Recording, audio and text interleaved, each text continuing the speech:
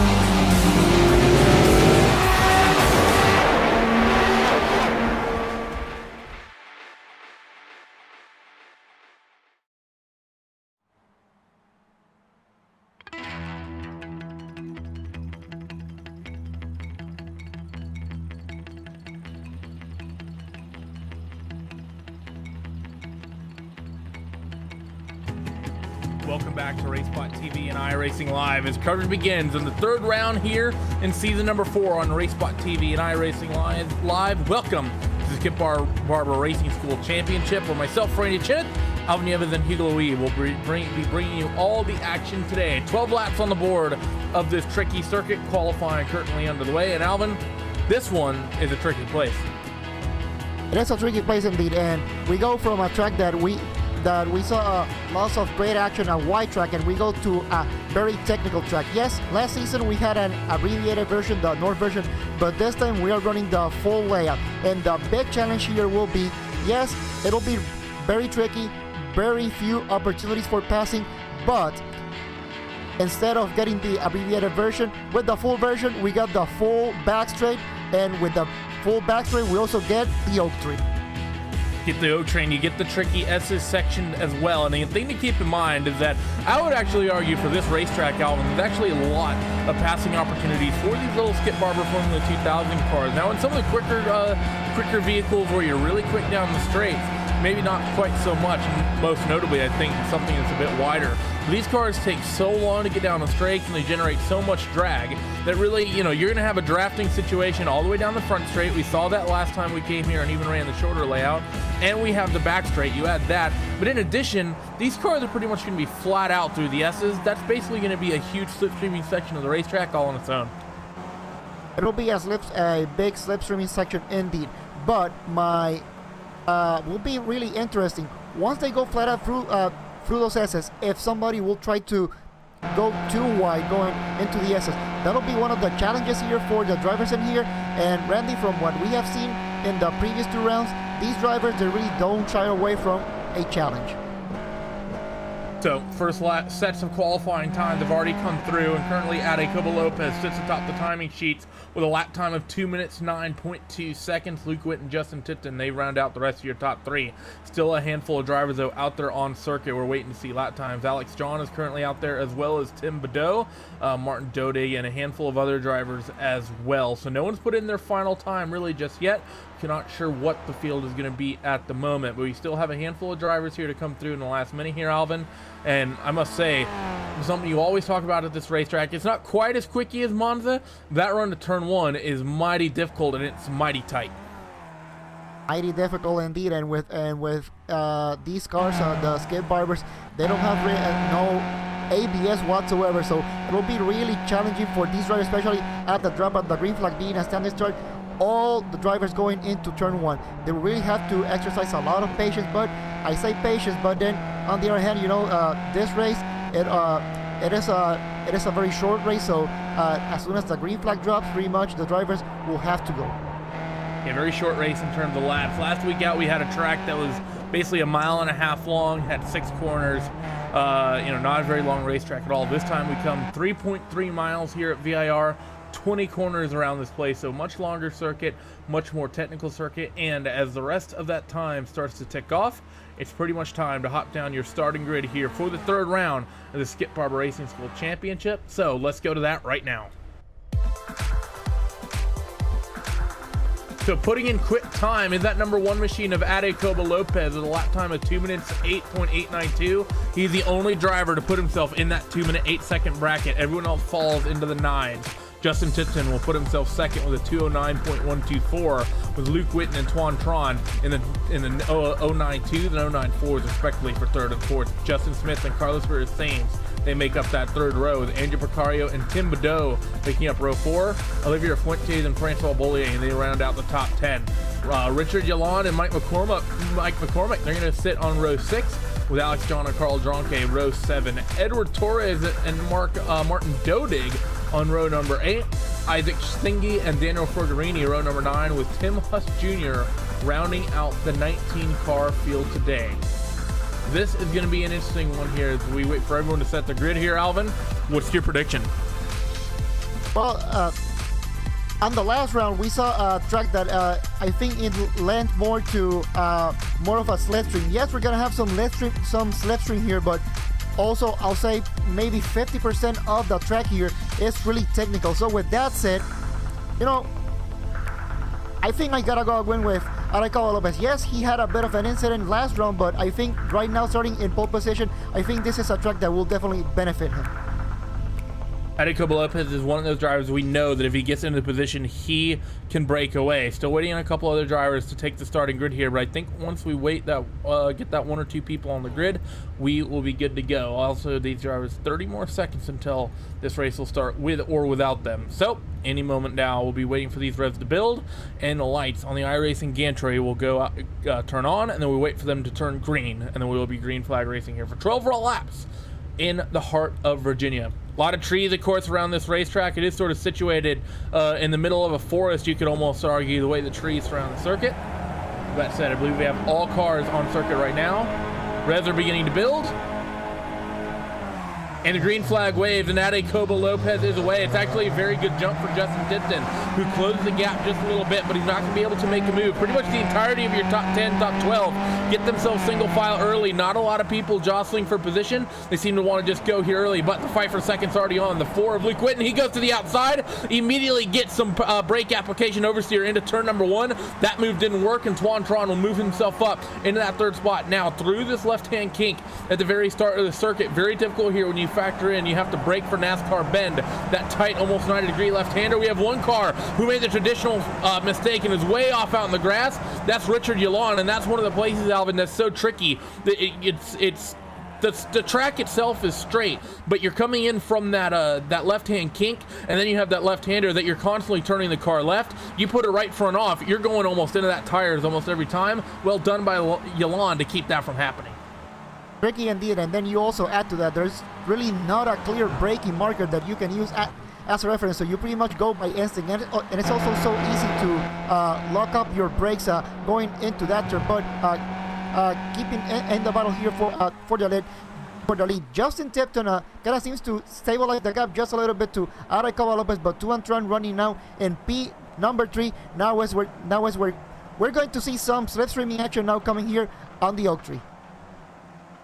This is a traditional place. You see the slipstreaming on this racetrack down this long back straightaway that's not very flat whatsoever. A lot of ups, lots of downs, and you see the fight for the race lead heating up. Justin Tipton working that slipstream, already has a bit of a buffer to Tuan Tron, but with this move going to the roller coaster section of the racetrack, as Justin Tipton will take your race lead from Adecoba Lopez, maybe a slight touch.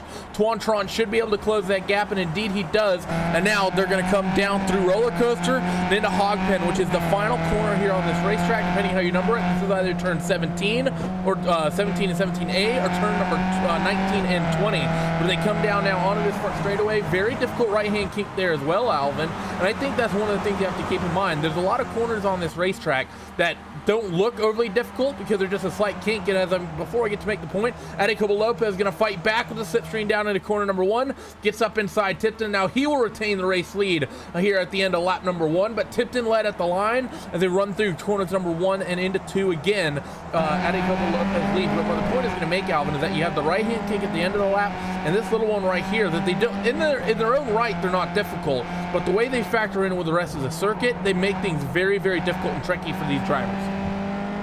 And that is one of the main challenges here in VIR. Those turns, there are so many turns that if you look at them, they seem so innocent, but the way that they flow with the racetrack, you really have to respect them. And one of them, yeah, it is the last turn coming out of the hog pen. That kink to the right that throws you into the front straight. You really have to be really careful because there's that compression that if you don't know how to take it, well, or we have seen some cars taking that compression badly, and it's pretty much you go off track to the left side, and then what makes it even worse is it's a high speed and then trying to get on track. Well, it makes it really. And speaking of off track, there's a spinner here for P number 5 is Justin big Smith. incident.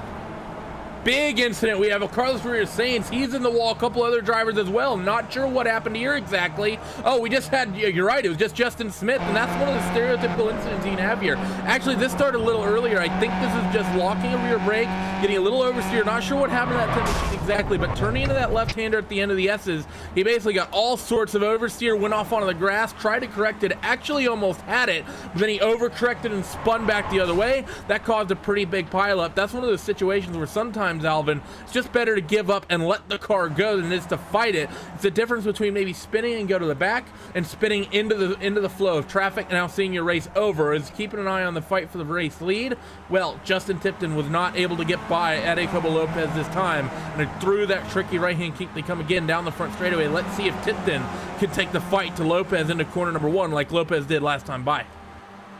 And you know, that turn number 10 South Bend, that is another tricky turn here in VIR, and that is a turn that, as you mentioned, Randy, if you mess it up, it's best to just let it go. But then you also, with these cars, you also have to consider, you go into the grass and then you go into that compression. It's very easy to damage the cars here, so it is a balance. So do you let it go and perhaps go for the damage, or try to correct it and risk a race ending incident like what happened to Justin Smith?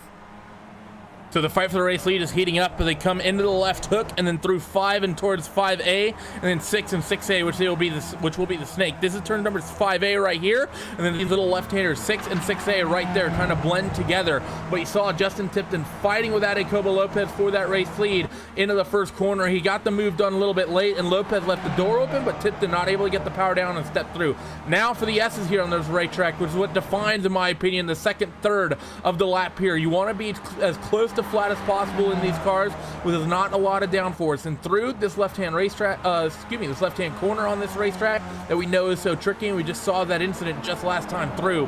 Up the hill, hard on the brakes, through the right-hander, and then through into the second apex of the right-hander here at Oak Tree. The tree itself sadly no longer with us, but forever immortalized here on iRacing, and we'll be able to drop nuts for squirrels for years, Alvin.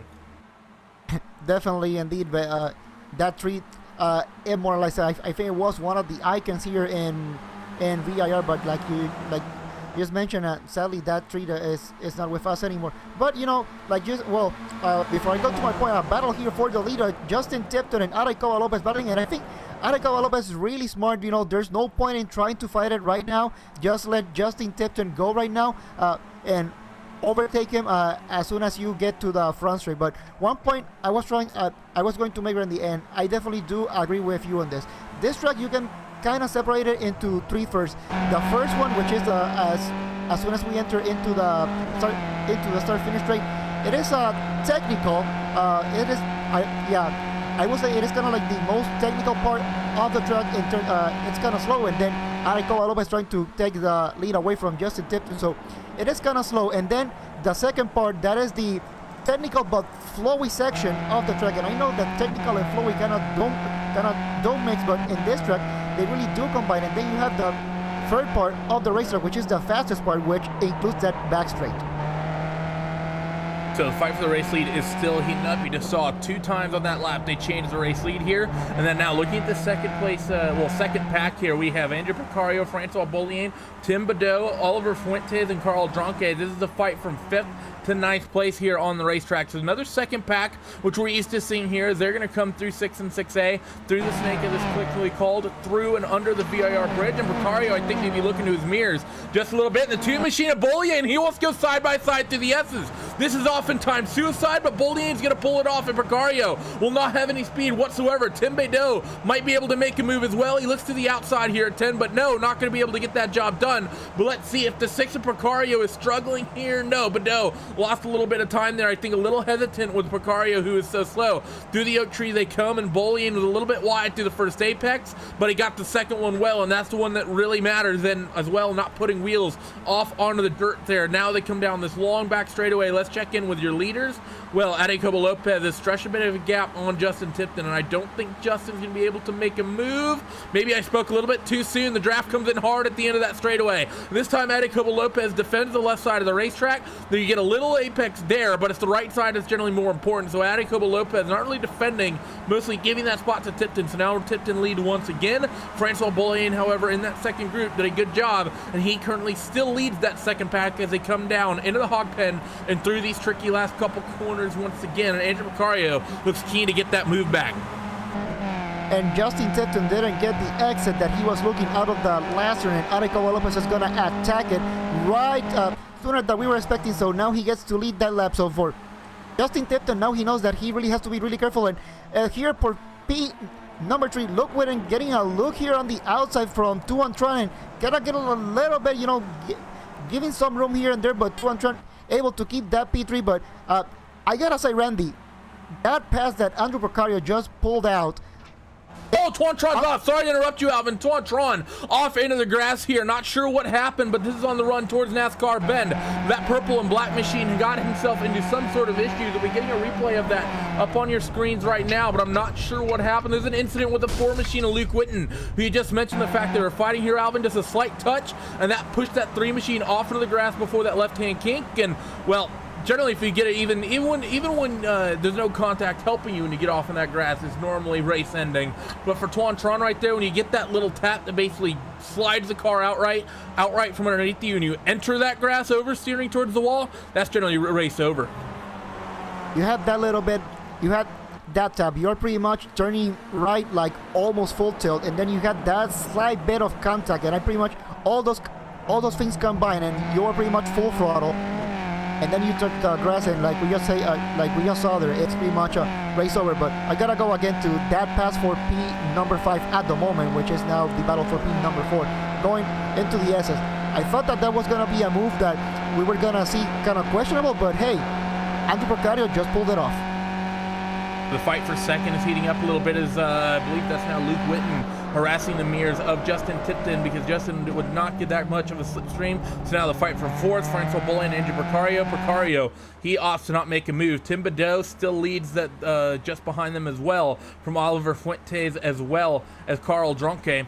They work themselves now down the final section of the racetrack again. And one thing I think that's important here, Alvin, we saw Bollier and Andrew Picario fight really, really hard, and they've sort of calmed down a little bit. And Picario, he pushes way off onto the grass on driver's left. That's going to cost him a lot of momentum. He's going to drop 2 or 3 positions here easy, I think. Here comes Tim Badeau. Before they ever get to the start-finish line, he moves himself up a spot. The number 9 of Oliver Fuentes, he's next in line, and then you'll have Carl Dronke. He'll be keen on putting Picario down another position as well. Into 1 and 2 they come, hard on the brakes, almost 3 wide for a moment as Picario tries to fight back on the outside. He actually does a very good job of it. I think the 9 of Fuentes wasn't nearly as aggressive as he needed to be, so Tim Badeau is the only one to actually pick a spot up here through that left-hand kink. Of Badeau gets a little bit of oversteer through NASCAR Bend, but handles it nicely and gets to the apex into the track out point well.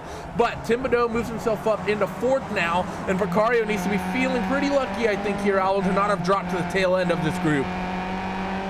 Andrew Picario was absolutely lucky there, because from the last place that you want to lose your car is right there at turn 17A. You don't want to lose the car because you're pretty much taking all sorts of speed, and then you have all those cars coming right by you. So he got lucky that he was able to just lose that 1 position. Now he's running in what is P number 6, but definitely very lucky for him.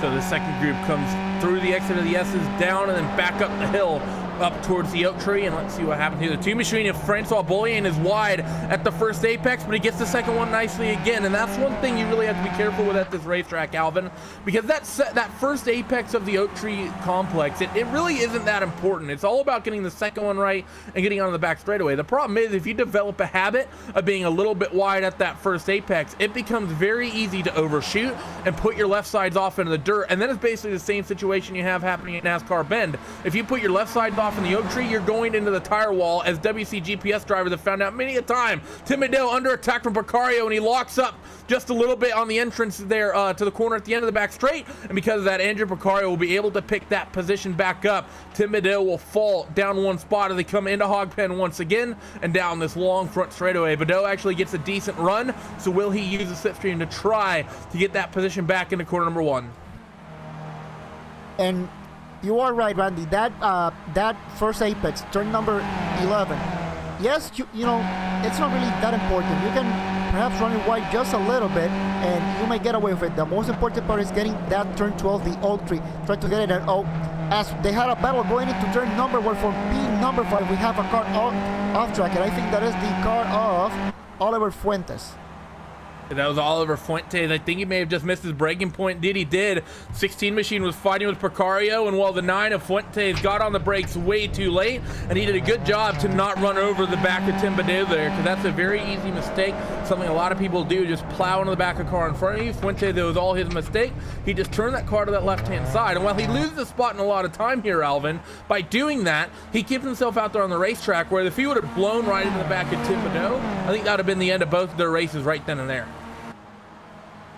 And you are absolutely right. The fact that he was able to, you know, he missed his breaking point, true, and, you know, it messed it just a little bit, but he was able to keep the car clean, and also it's really not a big deal. Yes, you lose a lot of time, so that's a lot of positions that you also have to climb back as well. He's running now in P8, and, well, that secondary group is pretty much all running away, and, well, and that Carl Drunke just run in the back of Tim Badeo, and he's all sorts of sideways coming into the oak tree. Tim Badeo dodges one car, and then he gets tagged by another here. They come down onto this long back straightaway. Not sure what happened to Dronke. I think it's a similar situation. Actually, I'm not sure where the mistake came from. It could have been Badeo. Could have also been that 7 machine as well that made a slight mistake. But that is one of the sections of the racetrack, Alvin. The oak tree is one of those places where naturally a lot of people will take slightly different lines. You know, some people will brake a little earlier. Others will brake a little bit later. Some like to be a little bit wide. Some like to take it a little bit narrow. And it's one of those sections where you can have an accordion effect, because everyone, you know, they might find the same lap time and the same split time, but they'll find it in different parts of the corner. Some people may be faster on entry, slower on the exit. Some people may be faster or slower in the middle, and then, you know, it's one of those places where you can really stack the field up, and I think that's what we just saw happen right there between Badeo and Dronke. It certainly is, and, you know, yeah, it is absolutely tricky. And then you also have to consider, you know, with all the lines that you have to take, what is the line that your opponent is also going to take, and, you know, trying to time that to perfection, getting out of the oak tree. That is I'll say perhaps that is the most important corner here in VIR. Try to get that oak tree to perfection, not too wide, not too close to the oak tree where you also touch the curbs, and that could also mess your exit. So very important, that turn for sure.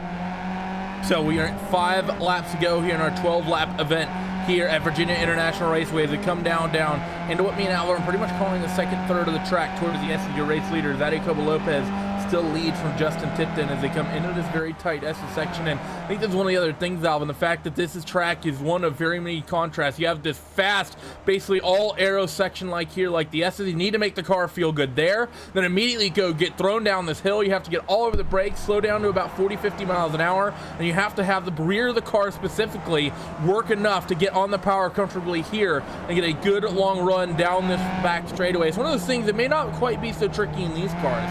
Right now in the open wheelers and the GT stuff, finding the balance of mechanical grip, aero grip, and slipstreaming is so difficult at this racetrack in any of the faster vehicles.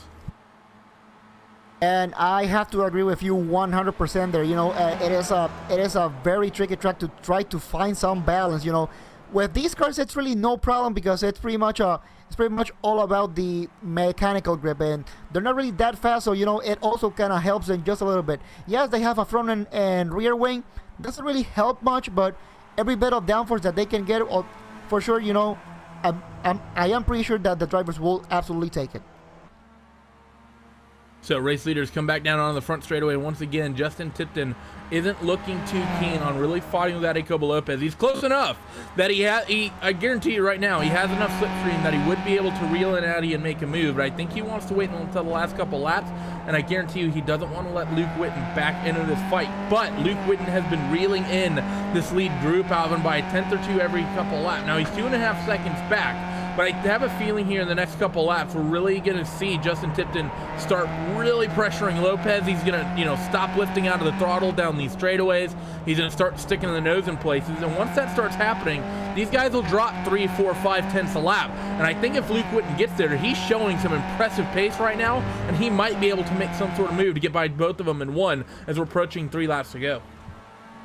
Well, actually, my concern right now is with Justin Tipton. He's been running right there in P2 now for so long that now my main concern, it's starting to become engine temperature, because these cars, they really, you can slipstream just, for so long before you start overheating those engines. And Randy, we have seen this throughout this series and the previous 2 seasons, that if you run too close for too long, that engine, it's gonna expire.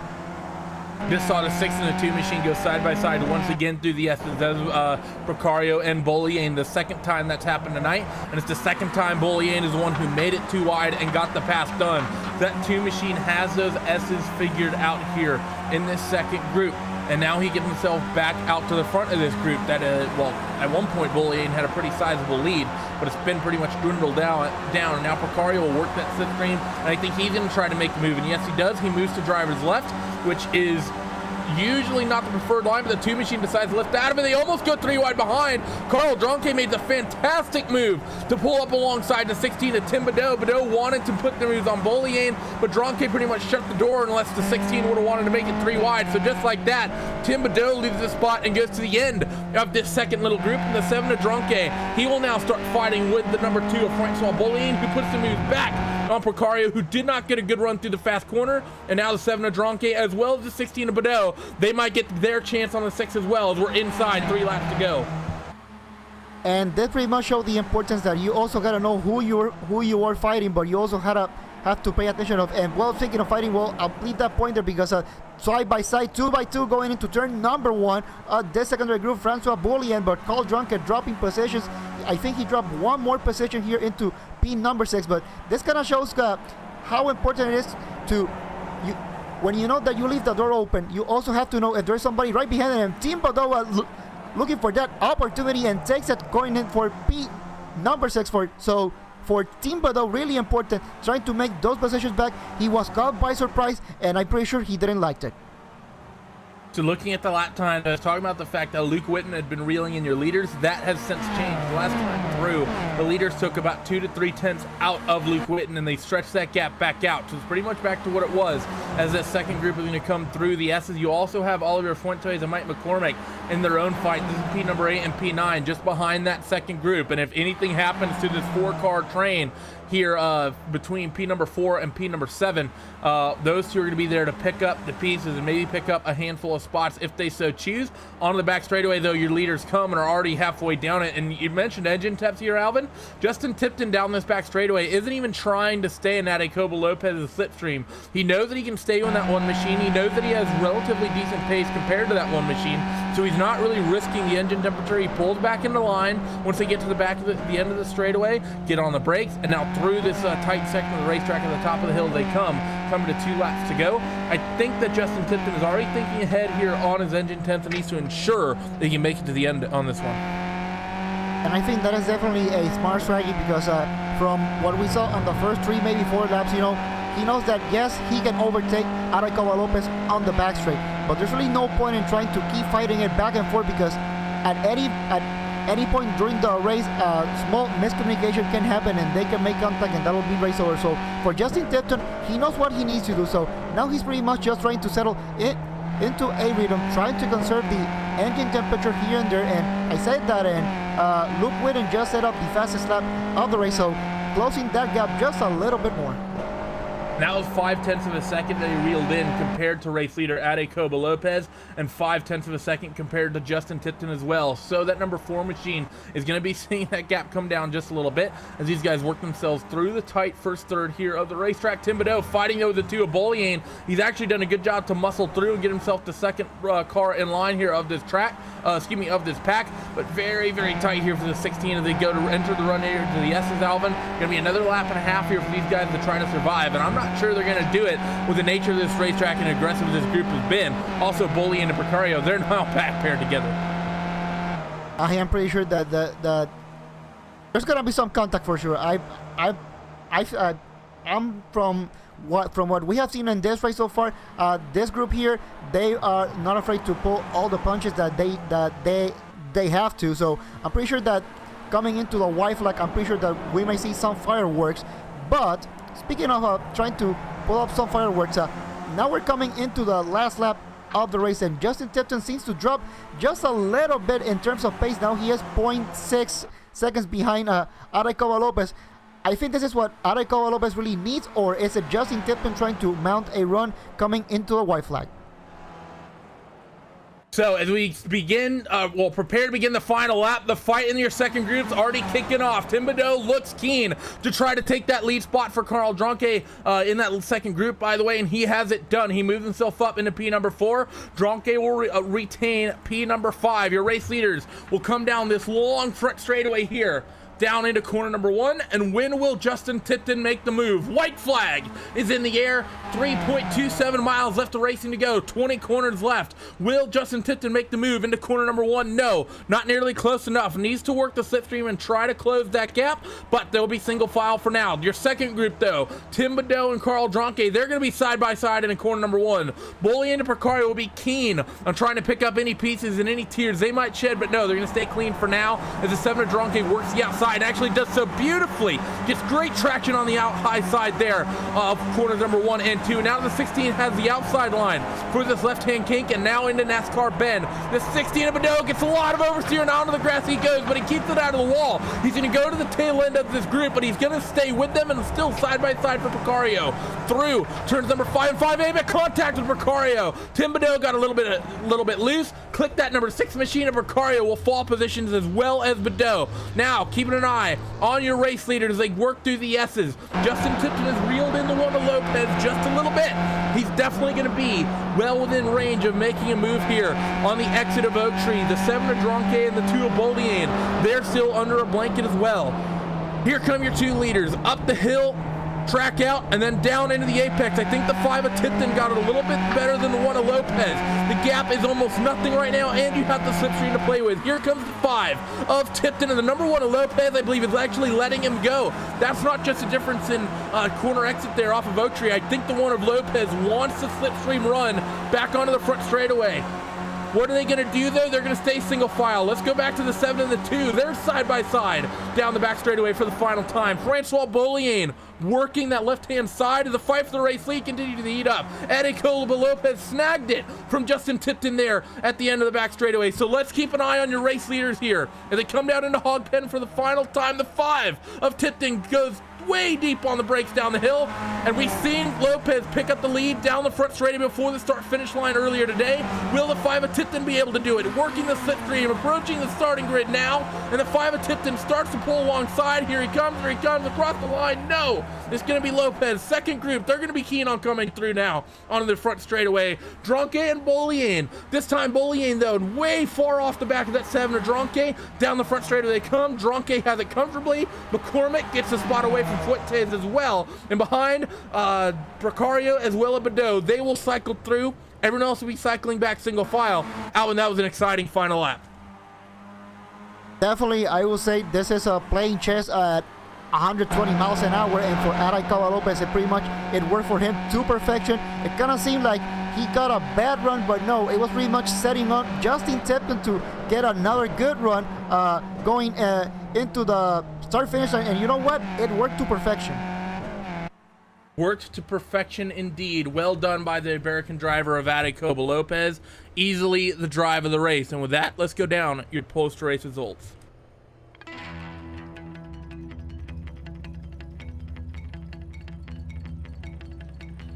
So the Iberica Racing Team driver Coba Lopez will steal the win here in week number 3. Justin Tipton, I think, thought he had it when Coba Lopez was way slow out of the oak tree, then way slow down the back straightaway. But Coba Lopez had a plan, and that plan was to make the move at the end of that back straightaway, and he timed it to perfection. Justin Tipton, 0.02 of a second back, will be P2, followed by Luke Witten, Carl Dronke, and Frank Salbolin, rounding out your top 5. Mike McCormick will be 6th, Oliver Fuentes 7th, Andrew Picario 8th, Tim Badeau 9th, and Alex John will round out your top 10. Isaac Senegi, Edward Torres, Daniel Forgarini, Justin Smith, Carlos Sainz. Those are the last few runners that will finish on the lead lap. And Richard Yolande, Martin Dodig, Tuan Tron, and Tim Huss Jr. will round out the rest of the field here today. Be here next week, same time, same place. We'll go to round number 4 of this championship at a relatively similar circuit. Definitely a lot of the contrast that you have at VIR happen at this place. And that will be 14 laps around the full Road Atlanta circuit. See you in 7 days' time. And if you're not done watching iRacing content just yet here on RaceSpot TV and iRacing Live, stay tuned in, because in just a few moments, round number 6 of your Raven Graphics and eSpeed Contender Series will come at you live from the Kentucky Speedway for 133 laps of racing there in the trucks. So, for myself, Randy Chinnet, from Hugo Louis, from Alvin Nieves, for everyone at iRacing, and for everyone at Skip Barber Racing School, thank you for tuning in. See you in 7 days.